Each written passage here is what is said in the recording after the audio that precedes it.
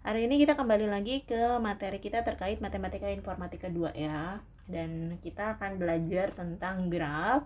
Untuk bagian ini kita akan membahas terkait definisi dan terminologi dari grafnya dulu ya. Oke, kita mulai saja. Apa sih itu graf gitu ya?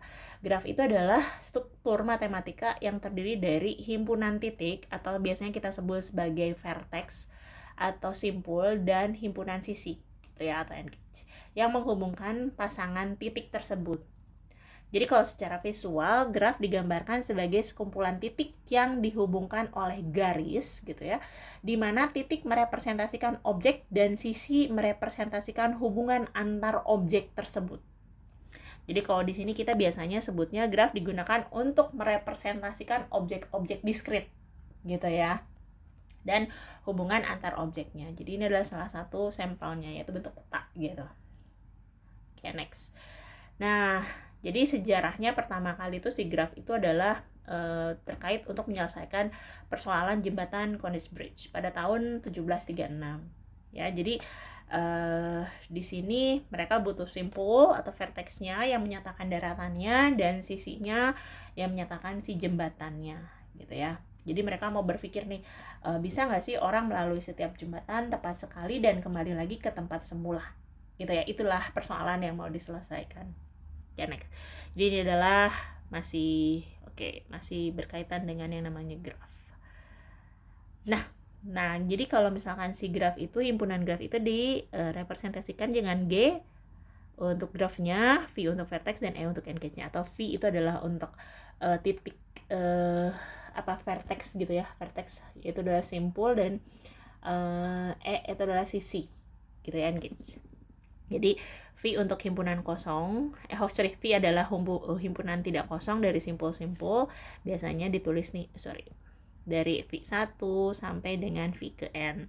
Dan untuk si E atau himpunan sisi yang menghubungkan sepasang simpul dari S1 sampai dengan E ke N ya.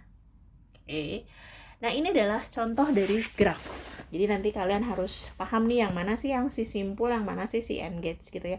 Jadi perlu diingat tadi si simpul itu adalah definisinya kalau misalkan boleh dibilang adalah unit dasar yang merepresentasikan objek atau entitas dalam sebuah graf gitu. Seperti tadi kota dalam peta. Jadi kayak direpresentasikan sebagai titiknya. Nah, sedangkan ini titik ya, jadi kayak titik. Ini adalah disebut tadi sisi ya. Simpul ya. Nah, kalau misalkan sisi itu garis yang menghubungkan dua simpulnya. Ini adalah sisinya. Oke. Jadi diibaratkan sebagai garis yang menghubungkan dua simpul. Jadi kalau misalkan kita lihat, kita punya G1, Ibu, si V-nya atau simpulnya itu ada 1, 2, 3, 4. Bener nggak sih, Bu? Betul, kita lihat. Sisi titiknya ada titik 1, titik 2, titik ketiga, dan titik keempat. Betul. Kemudian si EG adalah sisinya. Berarti sisinya bagian-bagian ini kan. Ada 1,2, ada 1,3, ada 2,3, ada 2,4, dan ada 3,4 gitu ya. Oke, kita cek lagi contoh. Coba Bu, contoh kedua, G2. Agak berbeda nih Bu si G2. Katanya sih kalau si simpulnya ada 1, 2, 3, 4. Betulkah? Kita cek. Ada simpul 1, simpul 2, simpul 3, simpul 4. Oh, betul. Kita cek sisinya Bu sekarang. Sama tadi, ada sisi 1,2. Tapi dia si 1,2 ini direpresentasikan dengan S1. Itu untuk kayak meminimalisasi gitu ya. Minimalisasinya, memudahkannya representasinya dengan S1. Lebih gampang kan S1, menulis S1 dengan daripada 1,2 gitu. Tapi harus ingat, jangan sampai lupa S1 itu merepresentasikan siapa? Oh, S1 merepresentasikan 1,2. Kemudian Bu, E2. E2 itu di sini kan 2,3. E3 di sini 1,3. E4 juga 1,3 Bu. E5 2,4. E6 3,4. E7 3,4. Gitu. Sama. Ya, oke. Kita lihat sekarang, cobain lagi E3 supaya lebih paham lagi. G3. Vertexnya ada 1, 2, 3, 4. Betul kah? 1, simpul 2, simpul 3, simpul 4. Betul, Bu. Nah, sekarang kita lihat sisinya. Ada E1 untuk 1,2. Betul. Ada E2 untuk 2,3. Betul. Ada E3 untuk 1,3. Betul. Ada E4 juga untuk 1,3. Betul. E5, Bu. E5 itu 2,4. Ya kan? E5. E6 itu adalah 4 dan 3. 3, 4 gitu ya. 3,4 E6. E7 juga sama, Bu. 3 sama 4. E7. Nah, kalau ini yang harus ingat, ini bagian ini kan bolak-balik, berarti ini adalah 3,3. Gitu ya. 3,3. Nah, kita lanjutkan nih. Tadi sudah paham ya, ada bagaimana menentukan yang namanya vertex dan menentukan atau vertex atau simpul atau nodes ya, atau menentukan sisi. Sudah tahu nih. Sekarang kita geser lagi. Nah, ini ada yang harus kalian pahami, ada yang namanya sisi ganda. Atau kadang disebut multiple atau paralel gitu ya. Ini dikatakan sebagai sisi ganda karena kedua sisinya itu menghubungkan dua buah simpul yang sama. Kok bisa, Bu? Ini kan bagian ini. Coba. 1, simpul 1 dan simpul 3. Itu kan mereka begini kan bentuknya. Ada E3, ada E4. Dua-duanya sama, 1,3. Nah, ini disebutkan sisi ganda. Ada yang lain, Bu? Berarti, Bu, kalau gitu yang 3 dan 4 nih kan, ada yang 3 sama 4. Sama dong, Bu, kalau ini juga disebut sisi ganda. Betul, ada E6, ada E7. Ini sama-sama 3,4. Iya, betul, ini sisi ganda. Sisi ganda itu bentuknya seperti ini. Yang berikutnya, ada yang disebut gelang, kalang, atau loop. Ini ketika ia berawal dan berakhir pada simpul yang sama, seperti ini. 3,3. Udah tahu ya, sekarang ada sisi ganda kalau bentuknya seperti ini, dan sisi gelang atau kalang atau loop yang bentuknya seperti ini. Mudah-mudahan tidak tertukar ya. Oke, kita lanjutkan. Nah, sekarang kita kenali nih jenis-jenis graf. Jenis graf itu berdasarkan ada tidaknya gelang atau sisi ganda pada suatu graf itu nanti dibagi dua.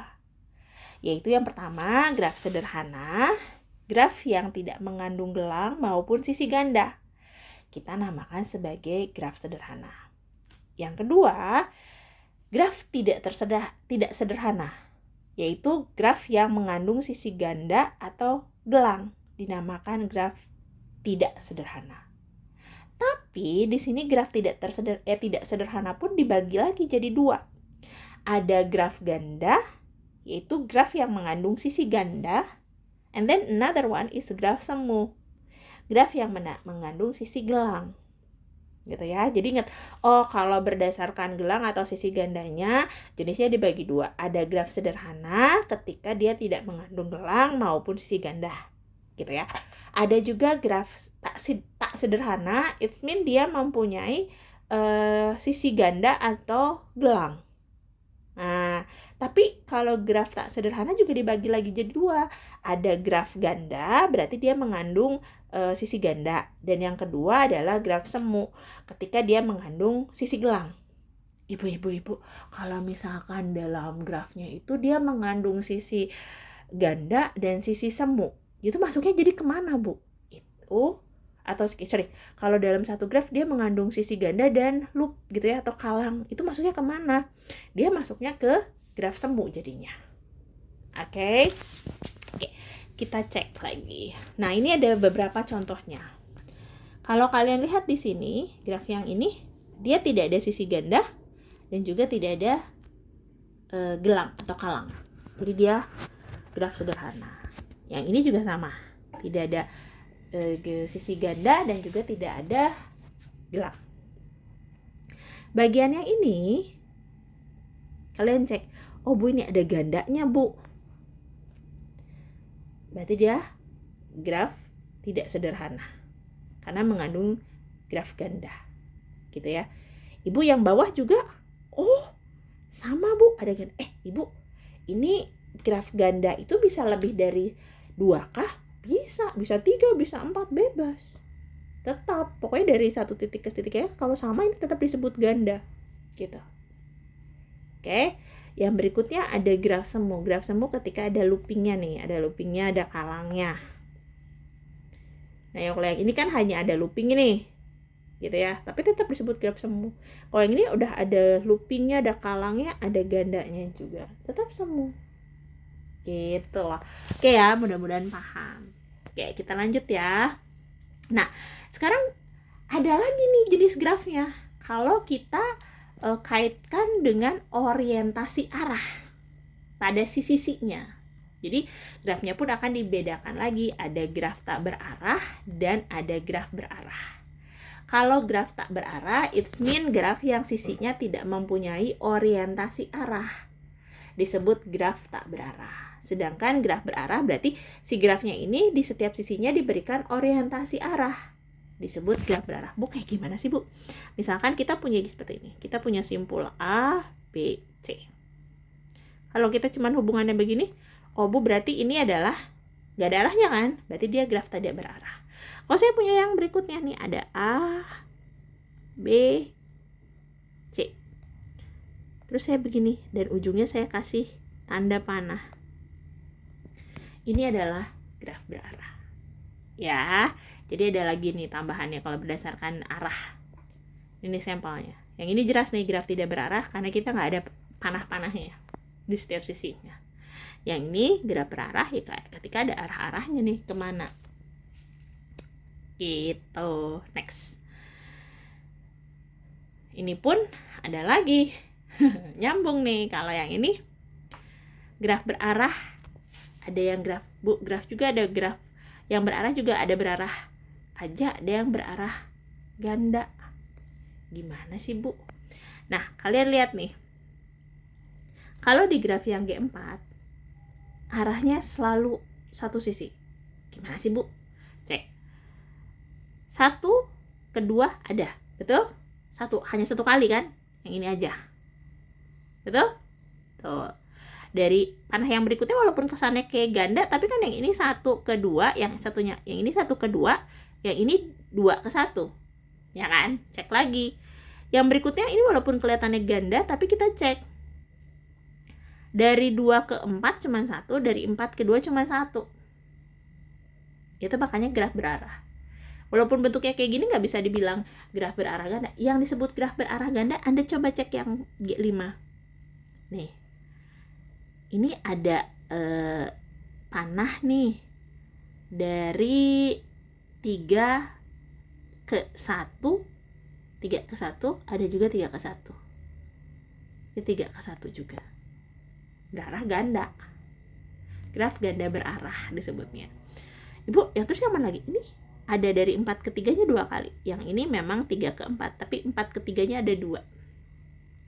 Gitu, ini 4 ke 3-nya 2. Ini kalau ini dari 3 ke 1-nya 3. Paham ya? Jadi kalau graf berarah aja ya, walaupun yang ini kelihatannya kayak 2, tapi kalian bisa lihat arahnya berbeda.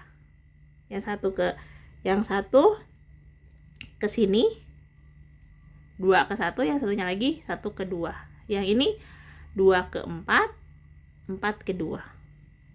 Berbeda dengan di sini.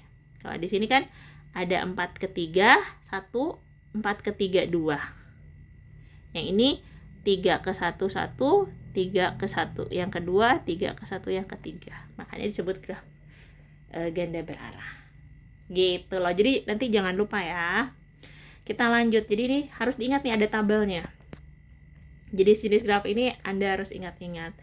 Graf sederhana itu ketika sisinya tidak punya arah, tidak boleh ada sisi ganda, tidak boleh ada gelang juga.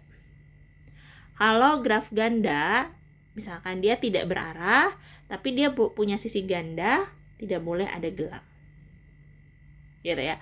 Graf semu tidak berarah, dia boleh punya sisi ganda dan sisi gelang. Graf berarah itu punya arah.